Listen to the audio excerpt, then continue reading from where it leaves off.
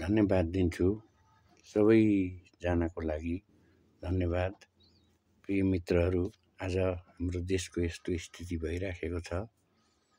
आस्तिकहरूको लागि, नास्तिकहरूको लागि र सबै धर्महरूको लागि म आज एउटा प्रार्थना गर्छु।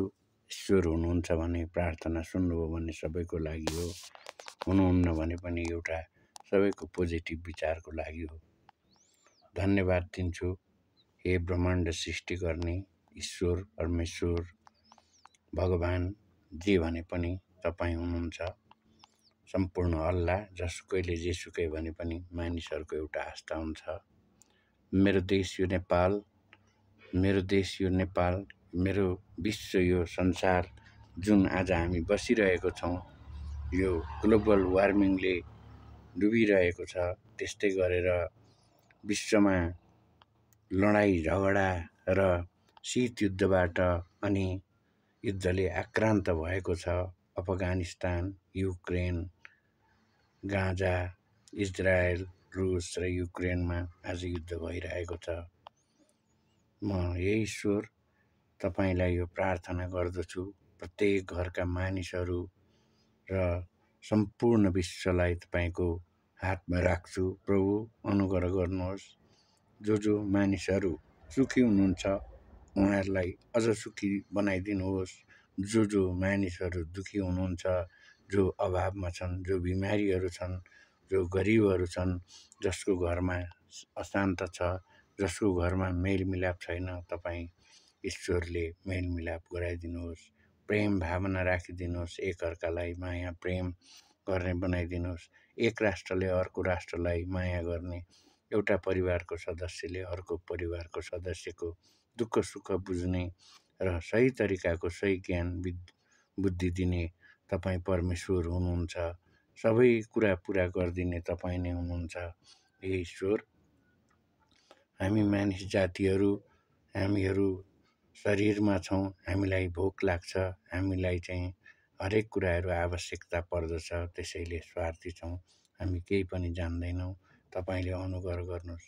एक अर्कालाई रिस राग र डाहा गर्ने प्रेम बढाइदिनुहोस्। प्रभु, संसार विश्व तपाईँको हातमा छ। तपाईँको इच्छा भए सबै कुरा हुनसक्छ। हरेक धार्मिक ग्रन्थमा तपाईँको शक्तिको विषयमा उल्लेख गरिएको छ। हामी मानव जातिको लागि असम्भव भए पनि तपाईँ सबै कुरामा सम्भव हुनुहुन्छ। परमेश्वर, हरेकका दुखेका मनहरूलाई मलमपट्टि गरिदिनुहोस् अनि सबै कुरामा तपाईँ परमेश्वरले अनुग्रह गर्नुहोस्। विश्वका सबै परिवारहरूलाई, छुट्टिएको परिवारलाई एकत्रित गर्नुहोस्।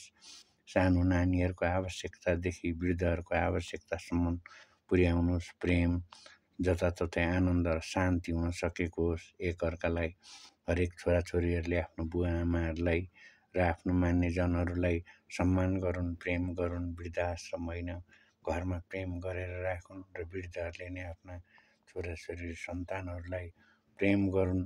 सबैमा सद्भाव जाग्न सकेको होस्, कुनै कुरामा घटी कमी नहोस्।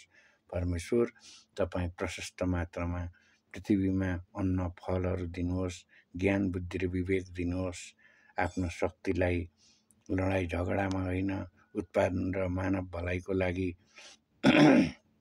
तपाईँले दिनुहोस् अनि संसारमा सबै कुराहरू मानव भलाइको लागि हुन सकेको होस्। परमेश्वर, सबै पशु पन्छी प्राणीहरू, विश्व जगत ब्रह्माण्ड आनन्द र शान्तिले हुन सकोस्। सबैजना सुखी हुन्, सबै आनन्द र शान्ति रहन्, विश्वमा शान्ति होस्। प्रभु, अनुग्रह गर्नुहुने तपाईँ साँच्चै महान हुनुहुन्छ। सबै धर्म मान्ने मानिसहरूको लागि र नमान्नेहरू र विश्वास नगर्नेहरूले पनि प्रेम र आनन्द चाहनुहुन्छ। धन्यवाद। आजको यो बिहानको प्रार्थनाले विश्व शान्तिको लागि म परमेश्वरसँग हृदयदेखि प्रार्थना गर्दछु।